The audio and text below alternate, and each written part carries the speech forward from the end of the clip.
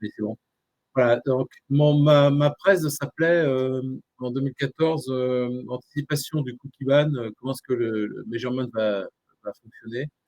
L'idée, c'est que dans le pipe de la communauté européenne à l'époque, il y avait qui est devenu ensuite RGPD, et ils envisageaient à l'époque vraiment de supprimer tous les cookies tiers.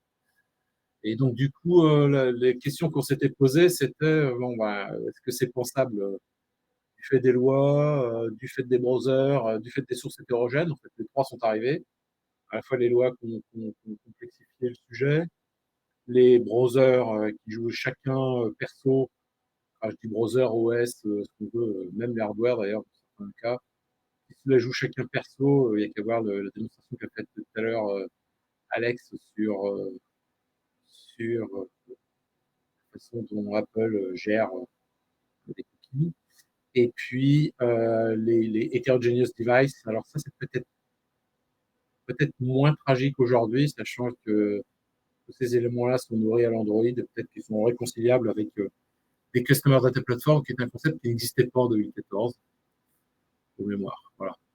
Les impacts que j'avais déterminés sur la collecte des données, la capacité de cibler les utilisateurs, la véracité des données analytiques. Euh, Autant la collecte des données, excusez-moi pour le typo, je suis à peu près convaincu qu'on a réussi à trouver les moyens de collecter la donnée autrement. Le ciblage d'utilisateurs, ça c'est la guerre, c'est le nerf de la guerre, et là où les utilisateurs sont beaucoup plus prisonniers des providers, que ce soit côté Apple, que ce soit les GAFAM ou les Batix, si on prend les Chinois. Et évidemment sur la véracité de données analytiques, qu'on a vu très clairement sur les données présentées notamment par Alex. Il m'a fait une intro nickel, si je puis dire. Ou pour être plus exact, c'est plutôt moi qui fais la discussion post-présentation euh, sur le fait que, évidemment, il y a des drops extrêmement importants sur la capacité à collecter les informations sur les sites web. Alors, qu'est-ce que j'avais proposé comme piste à l'époque?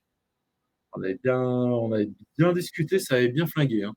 Le tracking par des données network-centric, on en parlera peut-être un petit peu, un identifiant universel non intrusif, ah, ah, ah, et, euh, et peut-être un cookie mieux géré via un autre cadre légal. Alors, autant les trois options pour moi sont pas justes, parce que autant les données network-centric, il n'y a pas vraiment une modification du tracking, il n'y a vraiment pas eu d'outil qui a réussi à s'imposer en étant network-centric. L'idée aurait été que les grands FAI réussissent à collecter via les logs ou autres outils de type packet inspection des données, et qu'elles soient analysées de manière indépendante par des instituts. J'ai travaillé sur ces éléments-là de 2012 à 2015, 13, de 2000, de 2010 à 2013. Euh, C'était très compliqué, la volumétrie était trop importante, donc pas facile à gérer. Pas vraiment l'universalisation d'un identifiant, ben, c'est pas la route que ça prend aujourd'hui, hein. Je pense que c'est un peu la guerre pour être chacun son propre identifiant universel. Et le cadre RGPD, alors c'est une bonne idée de défense, mais a priori, il n'encadre que l'existant, il ne cherche pas à construire le futur. Et donc, du coup, qu'est-ce qu'on a en stock pour faire de la mesure aujourd'hui?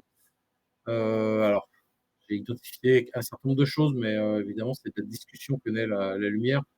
L'utilisation de panels de consommateurs. Est-ce que c'est le revival d'outils de type Comscore, comme le suggérait Nicolas Malo à un moment dans une des confs? Peut-être. Ça me laisse songeur, mais pourquoi pas? C'était encore la meilleure source d'informations qu'on va pouvoir avoir à l'instant T. Euh, L'agrégation de données de FAI ou de sites majeurs type e-commerce, médias, gaming, c'est un truc qui existe en Finlande, mais peut-être parce que c'est Nokia qui l'avait mis en place à l'origine, et des universités finlandaises. Je ne suis pas sûr que ce soit gérable dans d'autres pays où la compétition est peut-être un petit peu moins faire. On a parlé aussi déjà de modélisation sur la base de données passées, d'analyse comportementale. J'ai rien vu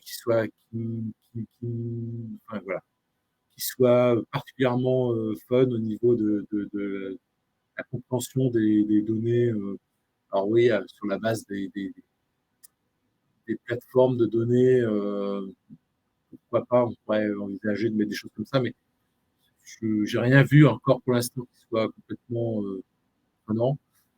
Et éventuellement des partenariats donc, avec les GAFAM, les Batix, qui eux vont l'avoir cette donnée à un instant T.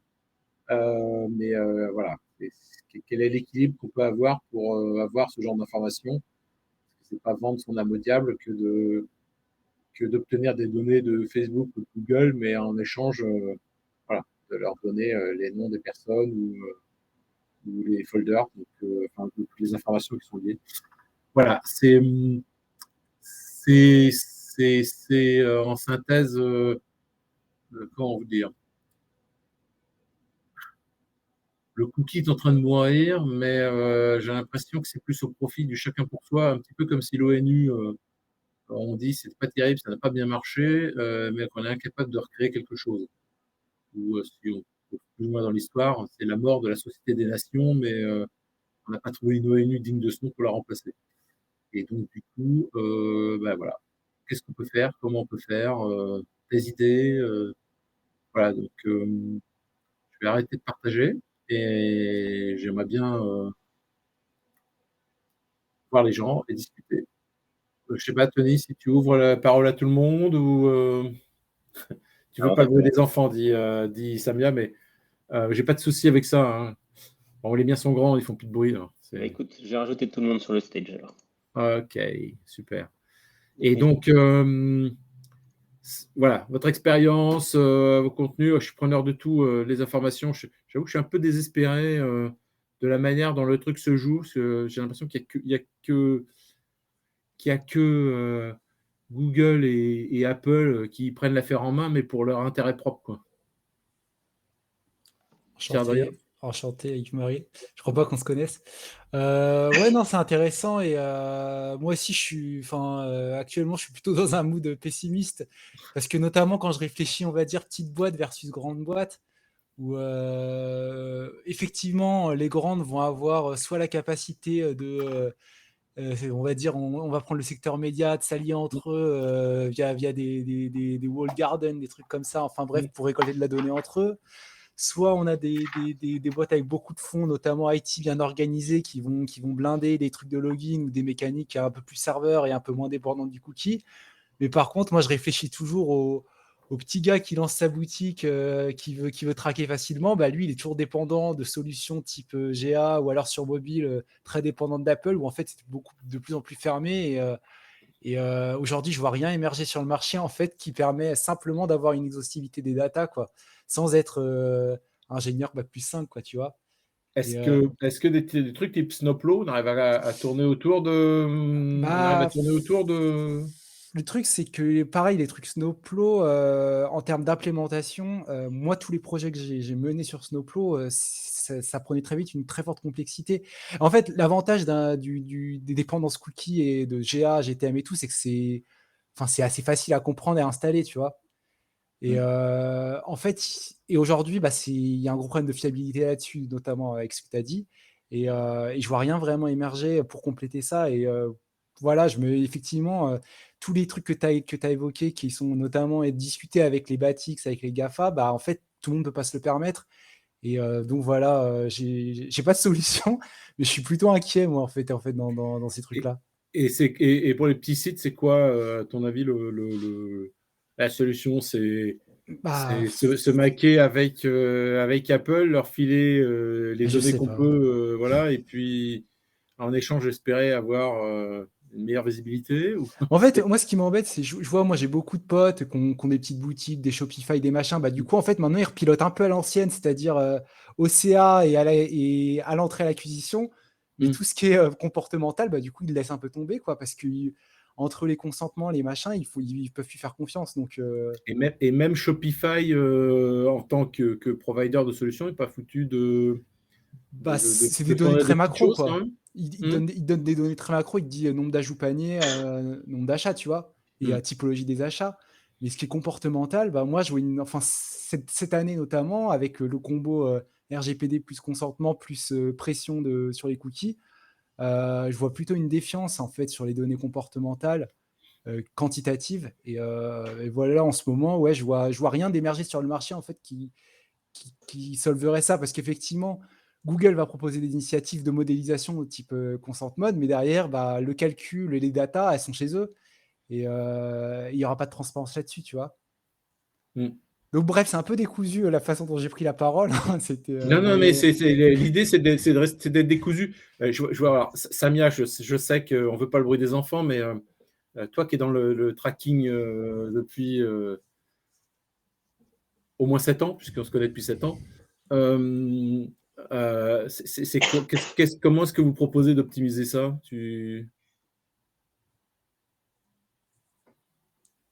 Compliqué? Trop compliqué pour toi de parler ou... Non, Ah, j'ai prévenu le bruit. quand même. Yes, hello. J'ai prévenu pour le bruit de fond, donc si ça vous dérange pas, si Non. vous serez. Alors nous, pour le coup, je suis obligée de dire, je suis côté ATI et piano parce qu'on a une position un peu particulière sur cette partie non complétude des données, parce qu'effectivement, nous on a pris le parti d'essayer de fournir tant que c'est possible un maximum de data à travers différentes solutions. Alors l'exemption en est une, des palliatifs à l'adblocking en est une autre. Donc essayer de maximiser la vue, parce qu'effectivement, on le sait bien, dès l'instant où on est aveugle et on extrapole, ça pose beaucoup de questions. Alors ça pose évidemment des questions opérationnelles de gestion au quotidien, mais ça impose et ça suppose aussi de changer de métier. C'est-à-dire que quand on est sur un volant où, entre guillemets, on a 100% de la donnée, on va construire des reportings, des vues, etc., sans avoir à se poser la question de la représentativité de cette part d'audience qu'on restitue. Dès l'instant où on est sur une part qui est tronquée, eh bien, on bascule automatiquement dans des éléments de statistiques où il faut questionner chacune des données qui est restituée et avoir en tête, le taux d'erreur qui est associé, et deux, la robustesse de l'extrapolation qui va être faite. Donc vraiment, on va basculer d'un métier où c'était la mesure c'était cette panacée que permettait le digital, 100% de l'audience, on va rebasculer sur des parties où on change véritablement de métier, et clairement, les entités ne sont pas équipées aujourd'hui pour. Donc ça, c'est un premier... Juste si je peux me permettre, du coup, on en revient à des méthodes de travail des années 90, excusez-moi pour ceux qui étaient à peine nés, parce que moi qui ai travaillé dans le panel, dans le market research, c'est ce qu'on faisait. Vous faisait de l'extrapo, du taux d'erreur, et on disait aux clients, voilà, c'est sur la base de... J'ai extrapolé des trucs sur la base de 30 magasins, Total France, pas dégonflé. Exact, voilà. Mais exactement, mais c'est la réalité entre guillemets du monde réel, et c'est là où le digital avait amené une forme de magie, parce que dans le monde réel, que ce soit les enquêtes magasins, que ce soit la partie télé, que ce soit n'importe quel type d'éléments de mesure, était intrinsèquement lié à un échantillon, une limite de temps et de taille. Donc forcément, tu étais effectivement sur l'extrapolation. Et c'est là où on est passé, et c'est en ça que l'analytique, c'était fabuleux, c'est que tu es sur 100% tout le temps, en permanence, et accessible en temps réel. Donc, et effectivement, les contraintes font qu'on recule par rapport à cette vision-là. Et donc, effectivement, nous on tend à côté AT Piano, on va tendre à essayer, tant que faire se peut, d'amener des solutions et légales et techniques, etc., pour que cette visibilité soit maximum et réduire cette part d'erreur. Maintenant, effectivement, il y a des enjeux globaux sur la raréfaction de la data qui amènent à se repositionner et aux entreprises à se questionner et à se réorganiser autour de ça. Mais on est qu'au tout début d'un long chemin, et les réponses seront plurielles. Et Pierre-Adrien a complètement raison de dire que ça va aussi créer des fractures. des fractures par rapport à l'accès à la donnée, on va avoir des économies à plusieurs vitesses, puisque mon accès à la donnée va dépendre aussi de ma taille, mes moyens, mais de mon propre capital data. Parce que ce qui va se mettre en parallèle, c'est effectivement des alliances, mais je ne peux accéder à des alliances où je n'ai intérêt, où je ne serai valorisé que si moi j'ai un apport suffisamment significatif que je peux enrichir, etc.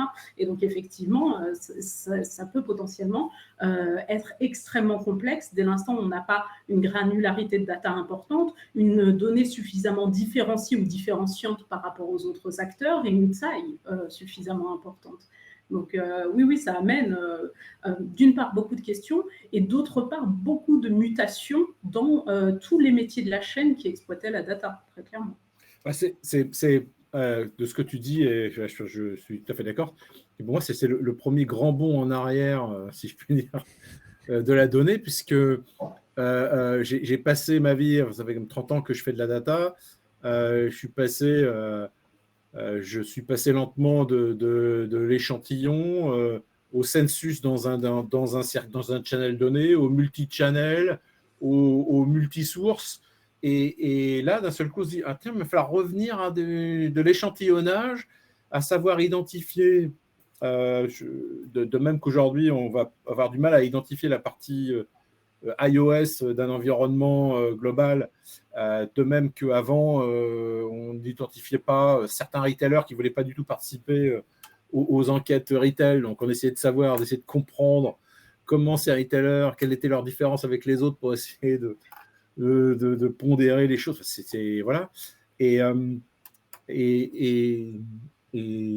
c'est vraiment quelque part un peu choquant. C'est-à-dire que c'est une vague qui revient un peu en arrière. Moi, je reviens sur Shopify. Ces intermédiaires comme Shopify, on parlait de Shopify, alors je n'ai pas d'action chez eux. Mais c'est pas eux qui, typiquement, devraient se positionner pour être une espèce d'intégrateur d'informations et de se dire, compte tenu du nombre de sites que j'ai, je suis représentatif d'un channel qui est peut-être qu'ils le font, des alors là, entreprises de taille moyenne du e-commerce. Peut-être qu'ils le font pour le coup. Je suis pas. Alors là, du coup, moi, je suis pas assez expert parce que j'ai utilisé qu'en tant qu'analyste. Peut-être qu'ils le font. Peut-être qu'ils le font à leur propre fin. Et peut-être qu'effectivement, ils auraient intérêt à l'étendre à d'autres vu le nombre de boutiques qu'ils ont. Pourquoi pas? Mais après, du coup, ça fera que un acteur d'en plus, un futur Amazon ou un futur Google qui possédera ces datas, tu vois.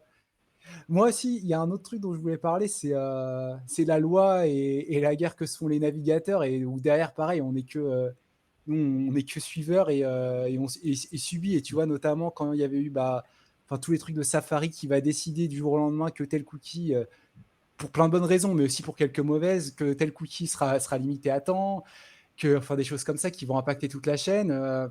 C'est des choses aussi qui me mettent un peu mal à l'aise, tu vois. Et je me dis, demain, ils disent... arbitrairement on décide de bloquer tel script, tu feras pas grand chose, quoi. C'est à un moment donné, quand tu décides que tu n'utilises plus Flash parce que comme Google, parce qu'ils ont enfin réussi à changer YouTube de technologie, c'est ça. Ils en ont plus besoin. C'est vrai que ça permet de nettoyer le marché, entre guillemets, mais bon. Mais tu vois, je sais pas, imaginons demain, Apple, ils disent, on bloque tout ce qui est Piano Analytics ou internet.com ou Ziti. Tu fais comment? Ok, tu fais un procès, tu vas devant la cour européenne, mais pendant 3 ans, tu fais quoi? C'est compliqué. Moi, j'ai des craintes comme ça, où je me dis, mais ces mecs-là, le cadre légal, il est quand même light pour eux, quoi. Donc en fait, ce que disait Alex, je trouvais son propos un peu violent, mais finalement, donc l'open web, il prend cher en ce moment, quoi, c'est ça? Pour moi, ouais. Et c'est des trucs, ouais, où je te dis, en fait, c'est très souvent, avant, ce que je faisais pas dans mon métier, c'est que maintenant, je regarde les release notes des navigateurs. Toutes les semaines, tous les mois, en me disant, est-ce qu'il y a un truc qui m'impacte sur mon métier, quoi. Et ça, je me dis, cette dépendance-là, elle est pas très agréable, quoi. C'est surréaliste, mais c'est vrai quand on y réfléchit. Mais alors, d'un point de vue travail de tous les jours, quand tu analyses un site web ou quand tu veux conseiller un client, tu splits le travail entre on va regarder votre population de gens sur Safari ou sur iOS. Non? Ça, fait bien comment? sûr, mais ça, c'est pour Ouais. des indicateurs classiques type les returning, où maintenant, c'est devenu obsolète, sauf mécanique de réécriture de cookies, c'est devenu obsolète sur Safari. Et bah, Mmh. du coup, déjà, dès qu'on va faire des analyses de cohortes, des choses comme ça, et Mmh. ben, on peut pas les traiter pareil sur Chrome ou Safari. Là, ça devient un axe d'analyse. Mais bah, du coup, ça s'est intégré par tous. Donc maintenant, mais pareil, c'est des choses qu'on ne faisait pas forcément il y a quelques années. Tu arrives à lier ça à des Customer Data Platform, par exemple, pour redresser ou comment Non, tu vas bah, faire? enfin, la plupart du temps, je suis monosource, donc en fait, je Ah, redresse pas. ouais, c'est compliqué. Ouais, Non, mais ouais, mais par c'est contre, ce qui est intéressant, et ça rejoint ton propos de précédent, c'est que moi, j'ai jamais fait cette année autant de tests utilisateurs, tu vois. ouais. Et du coup, du marketing ultra quali, quoi. Et j'en ai jamais fait que autant que Ah cette ben, année. bon, moi, j'ai travaillé pendant des années chez GfK, hein, donc la société d'études. L'année dernière, ils ont fait 2 fois plus de quali que l'année d'avant. Et voilà. Voilà, c'est simple, hein, parce qu'il faut connaître ton consommateur. Maintenant, si tu n'arrives plus à choper les chiffres, bah, tu es bien obligé d'aller les chercher en face-to-face ou en groupe enfin, voilà, en groupe de testing, etc. C'est bien. C'est en fait un petit peu comme quand les mainframes étaient en fin de vie, ça a fait revivre des gens qui avaient appris le COBOL 30 ans plus tôt. Que les mecs qui ont fait du panel avec de l'échantillonnage et du quali, ils vont revenir à la mode. C'est cool ça. Ouais, bah, je pense. Et après, toi, Samia, justement, pour revenir au sujet, est-ce que toi, tu sais s'il y a pareil, des initiatives, même si tu pourras pas tout nous dire, mais justement en anti-cookie ou en création d'open data ou je ne sais quoi chez Piano ou AT, en tant que, bah, vu que vous quand même collectez et il y a des clients dans tous les secteurs et de toute taille, tu vois. Mm. Ce qu'il y a aujourd'hui, en tout cas côté piano, c'est de plus en plus, tu sais, dans le piano, alors pour ceux qui ne connaissent pas forcément, il y a plusieurs outils, il y a une DMP, il y a un outil de personnalisation, testing, etc. Et du coup, ce qui est beaucoup utilisé aujourd'hui, c'est effectivement, alors il y a un paywall, cookie wall, etc. automatisé. Et du coup, tu as beaucoup de stratégies autour d'arbitrage ou d'éléments pour collecter davantage de data. Typiquement, ce que tu vas avoir, alors bien évidemment, il y a un renforcement de la partie de la first party data, mais il y a aussi tout un développement, et ça, les gens sont à fond sur le testing de ça, de tout ce qui est zéro party data. Ouais. Voilà. Et donc, du coup, il y a plein de choses qui fonctionnent bien. C'est des scénarios où, justement, comme en fait, c'est la nouvelle ligne qui se trace. C'est-à-dire qu'en gros, comme tu peux plus, ça marche, comme tu peux plus collecter tout azimut des datas sur l'utilisateur, ce que tu vas faire, c'est développer une stratégie de co-construction avec le user. C'est-à-dire qu'en fait, tu vas être donnant-donnant, donc tu vas lui donner des éléments de façon à ce que lui te donne de la data de façon complètement transparente et volontaire. C'est-à-dire qu'il sait qu'il t'a donné cette information, c'est pas du tout opaque et c'est pas du tout à son insu. Mais sur du logué, du coup? Oui, sur du logué, du coup, en fait, le zéro party data, c'est du volume qui va te donner, par exemple, je te donne un exemple concret, tu as un gros média, le gars a consommé 5 articles dans une catégorie de contenu, donc il y a un engagement suffisant, et bien là, tu vas lui dire, est-ce que je te propose de customiser la une du journal à ta date de naissance?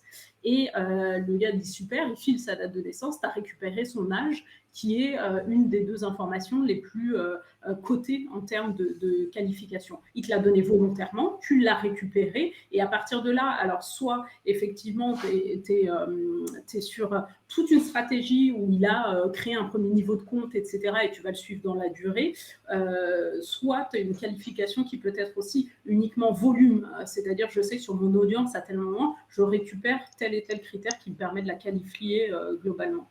Mais c'est vraiment ça, du coup, peut-être que c'est un pendant de l'accès étant moins facile antérieurement à la donnée, bah, il va falloir être plus intelligent et plus respectueux.